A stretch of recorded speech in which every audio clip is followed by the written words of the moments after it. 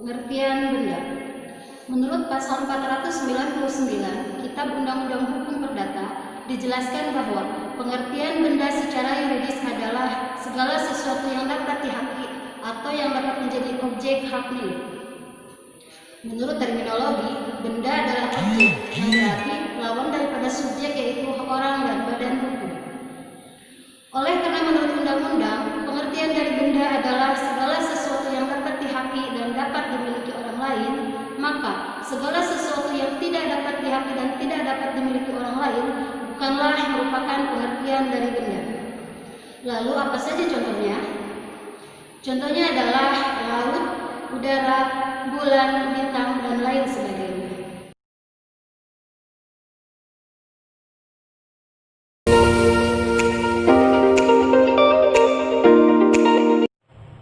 Assalamualaikum warahmatullahi wabarakatuh.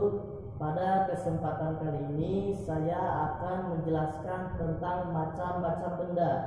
Menurut sistem hukum perdata, sebagaimana diatur dalam BW, benda dapat dibedakan menjadi 5 poin. Yang pertama, benda bergerak dan benda yang bersifat tidak bergerak. Yang kedua, benda yang dapat musnah dan benda yang bersifat tetap ada dalam kurung kekal. Yang ketiga, benda dapat diganti dan benda yang bersifat tidak bisa diganti. Yang keempat, benda yang dapat dibagi dan benda yang tidak bersifat bisa dibagi. Dan yang terakhir, kelima, benda yang dapat didagangkan dan benda yang dapat didagangkan. Assalamualaikum warahmatullahi wabarakatuh.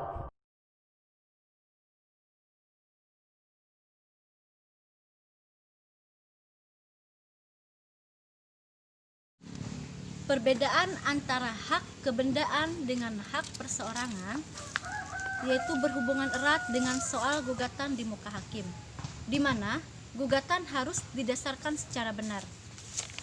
Nah, hukum Romawi mengadakan perbedaan gugatan menjadi 2 bagian besar, yaitu actiones in rem yang dapat diajukan terhadap setiap orang dan actiones in personam yang hanya dapat diajukan terhadap orang-orang tertentu saja. Antara hak kebendaan yang diatur dalam 2 BW dan hak perseorangan yang diatur dalam buku 3 BW mempunyai perbedaan yang pokok yang dapat disimpulkan sebagai berikut.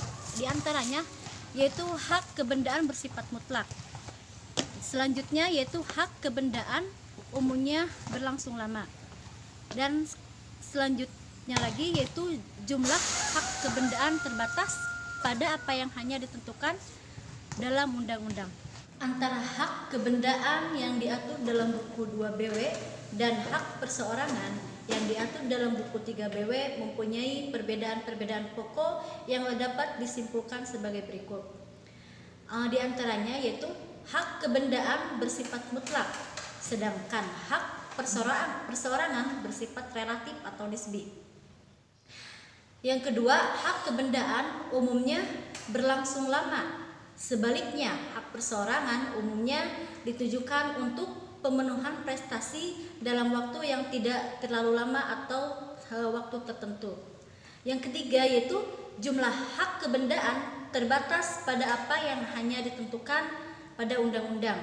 Dan sebaliknya, hak perseorangan jumlahnya tak terbatas pada apa yang telah ditentukan dalam undang-undang.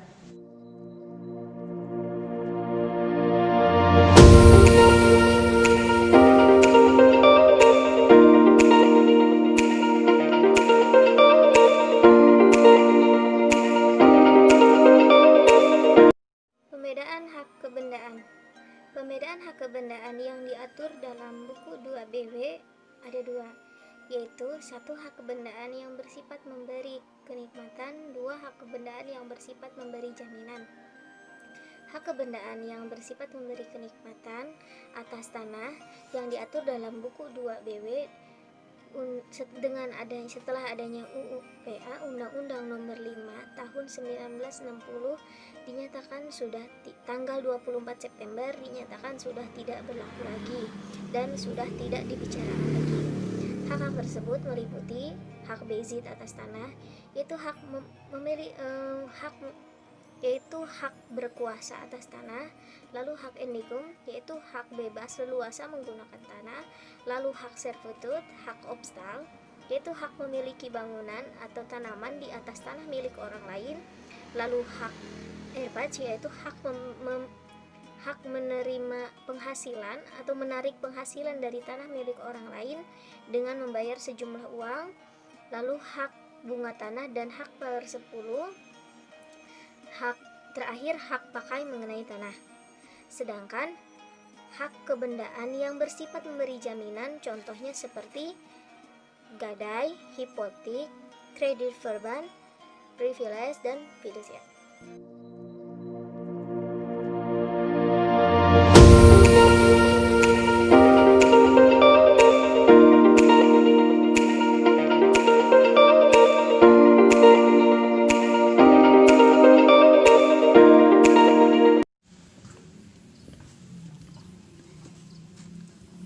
Hak kebendaan yang bersifat memberi kenikmatan.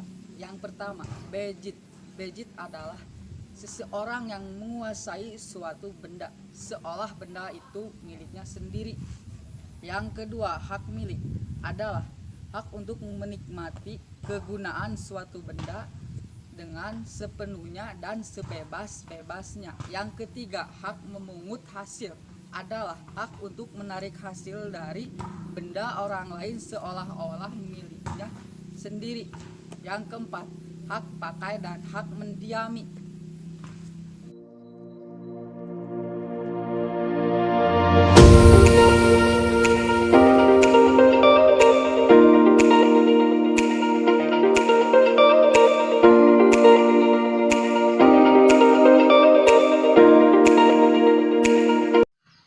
Hak kebendaan yang bersifat memberikan jaminan. Yang pertama adalah gadai. Dalam pasal 1150 Kitab Undang-Undang Hukum Perdata dijelaskan bahwa pengertian dari gadai adalah suatu hak yang diperoleh oleh kreditur atas suatu benda bergerak yang diberikan kepadanya dari debitur sebagai jaminan pembayaran, yang memberikan hak kepada kreditur untuk mendapatkan pembayaran terlebih dahulu daripada kreditur-kreditur lainnya sebagai hasil penjualan benda jaminan. Yang kedua adalah jaminan fidusia.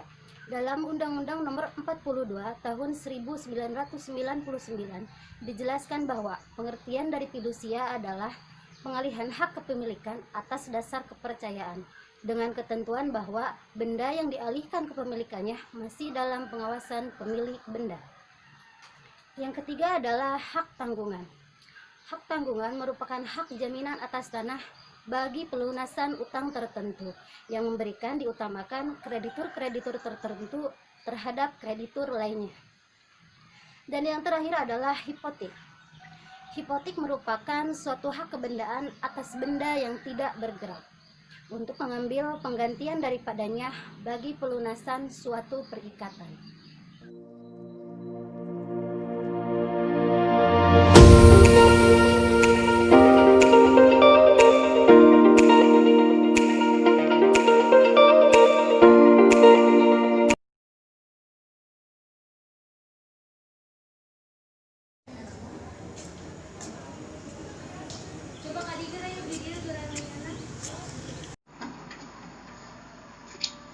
Setelah mendengarkan pemaparan materi tentang hukum benda, berikut adalah contoh tentang hukum benda yang bersifat memberi jaminan yang biasa terjadi dalam kehidupan sehari-hari.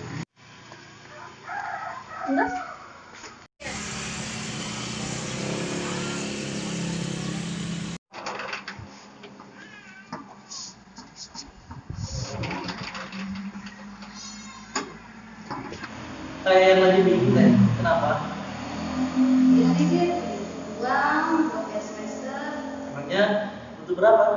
1 juta sih, nggak gede. Sebenarnya niatnya sih mau gedein HP, tapi nggak tahu ke siapa. Kamu bisa bantu nggak? Maaf deh, aku juga sama lagi gak punya uang. Gimana ya? Ini lagi butuh banget lagi, ujian mepet kan. Ini gini aja teh, sekarang mah teteh pergi ke kantor pegadaian aja. Emang ada? Ada. Gimana? Nanti diserap aja lokasinya. Ya udah, kamu Mohon cepat kirim ya katanya ya. Ya, siap. Lokasinya. Sekarang Ya. katanya mau langsung berangkat ke sana. Ya. Yaudah, makasih ya, Ris, ya. Ya, sama-sama.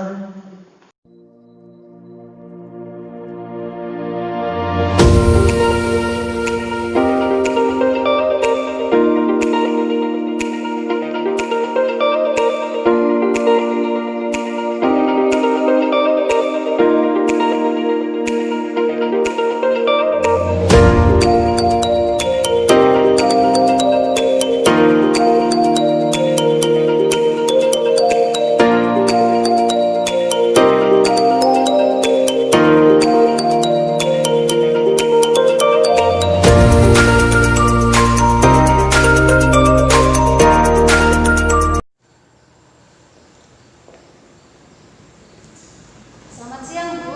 Selamat siang. Silakan duduk. Ada yang perlu saya bantu? Begini, Bu, saya mau menggadaikan barang. Dengan atas nama siapa? Atas nama Ewis. Untuk alamatnya? Alamatnya di Jalan Paku Ponteng. Boleh saya lihat barang apa yang Ibu udah gadaikan? Di sini saya akan menggadaikan HP, Bu. Boleh saya cek ya? Ya.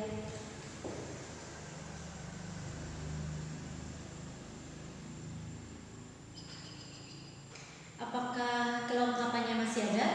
Oh, masih, Bu. Di sini kelengkapannya dan ini untuk chargerannya. Ya Bu ya. Untuk proses selanjutnya, Ibu silahkan isi untuk persyaratan. Ibu isi dulu formulir dan KTP-nya Bu. Boleh saya lihat? KTP, Bu. Ya. Ini untuk KTP-nya. Silakan.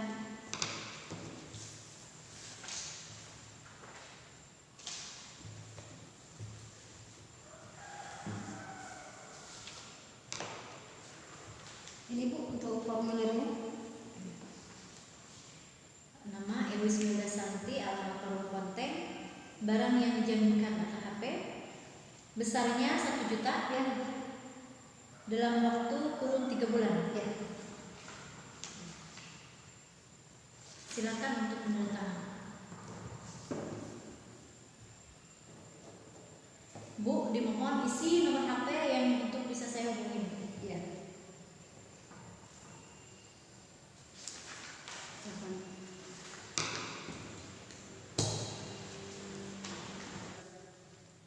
Silakan tanda tangan, ini KTP-nya.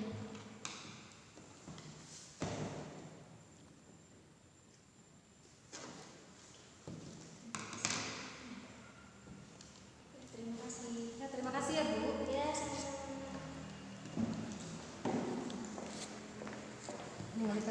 Apapun. Dicukupkan sekian penampilan dari kami. Mohon maaf dari segala kekurangan dan kehilapan. Saya Ewis Milda Santi. Dan saya Neneng Supriyati Ningsih. Dan saya Nai Salam akan Kenken. Restoran Nisa. Saya Aditya. Dan wassalamualaikum Warahmatullahi wabarakatuh.